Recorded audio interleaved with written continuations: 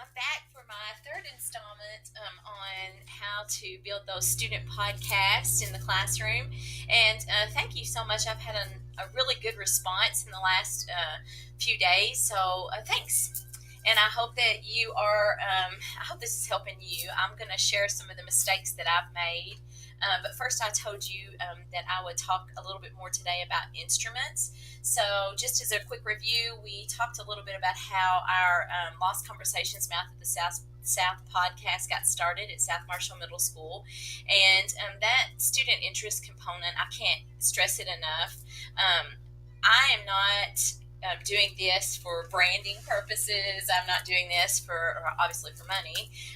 To be honest, what I do is to help my students, and I hope that they will in turn then use what we're doing here as they move forward in their pursuit of personalized learning.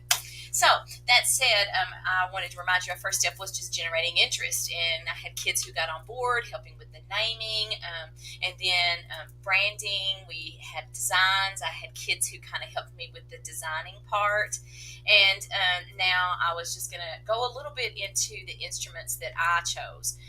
For example, I use this headset. It's a Logitech headset. You can get it at Office Depot. I spent about $30 on it. You can get them cheaper, but this one just works really well for me. I like it because I can also with this portion of it, I can turn the volume up and down. I use it also with my VIP Kid Classroom. You have to have one to do a VIP Kid Classroom, so that would be the reason that I bought that. We also use the Samson mic. I prefer it, but I did have a hard time with this one with my MacBook, and I don't know why. I have told you I'm a newbie and I am a novice, and so it could just be me, but I do like this, and it is a really good clear mic, and now that I'm using GarageBand, boy, that is just dead on. This is the best mic. It's a little pricey. I spent about $70 on this one, but I do not regret it at all. It's a very good mic.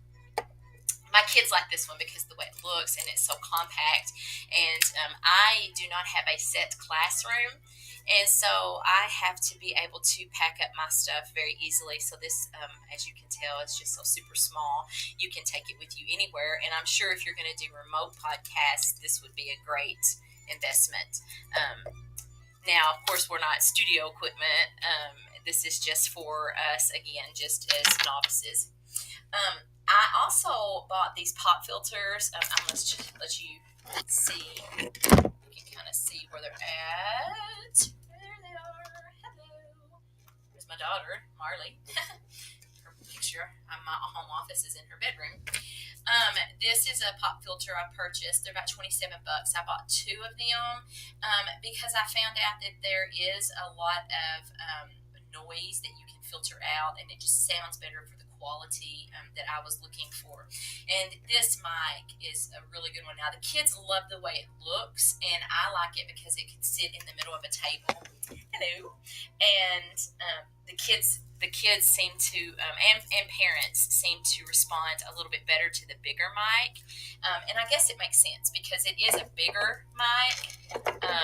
That you can see. The problem I run into is that I have parents that I have done podcasts with parents and grandparents, and one thing I've noticed is they like to do this.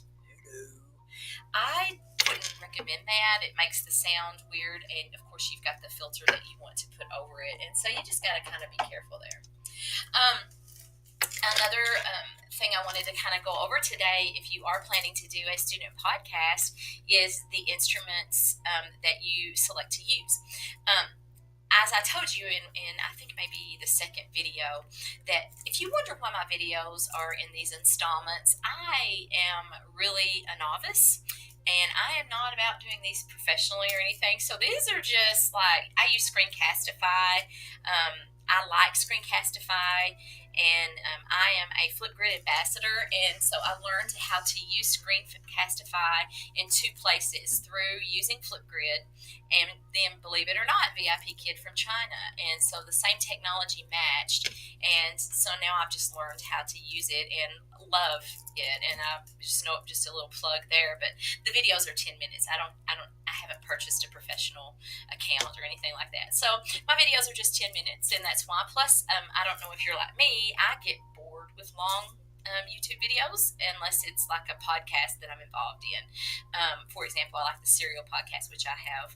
I'm sure I always like it whatever I'm on. So I'm sure that it's you'll be able to find that very easily.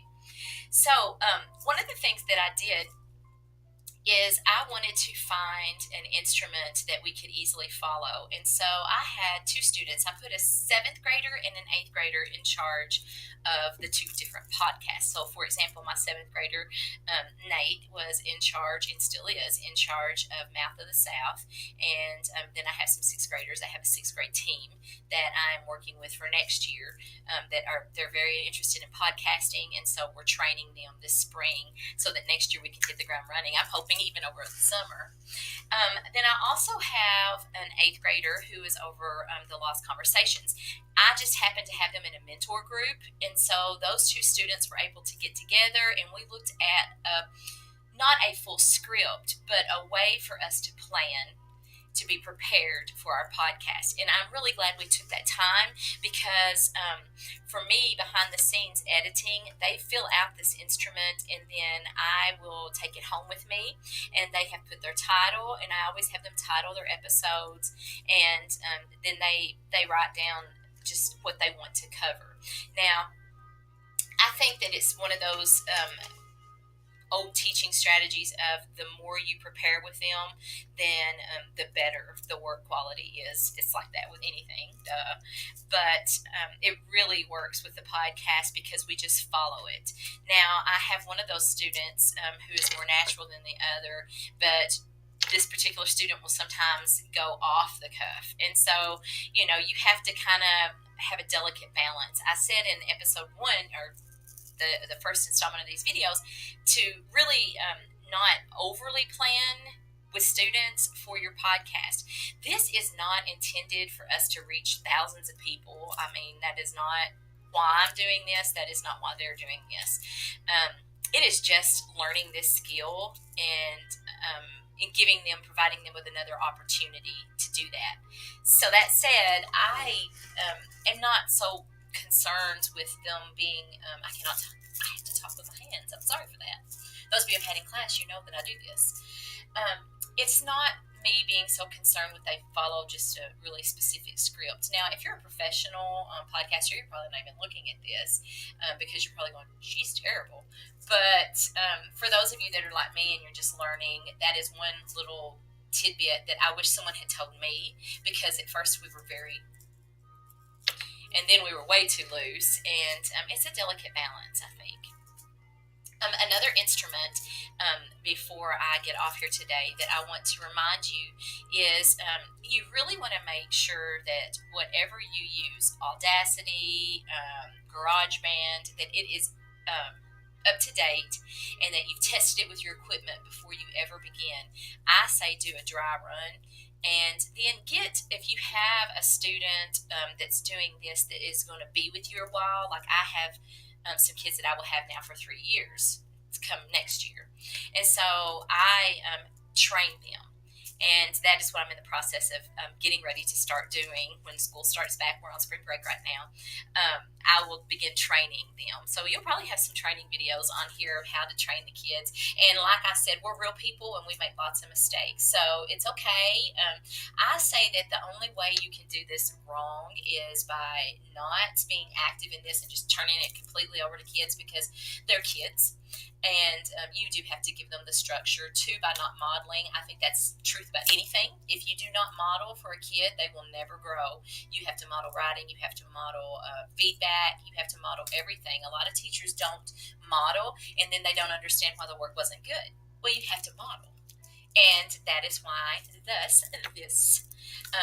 I had a student at church today, just so happens that is a dear, dear student to me, and she mentioned that she haven't watched your video yet, but I will. So eyes watch, and I feel that as a teacher, it is our responsibility to model. So next time, I will talk to you about how to build it and getting your parent involved. Hope to see you then. Like it if you want to subscribe.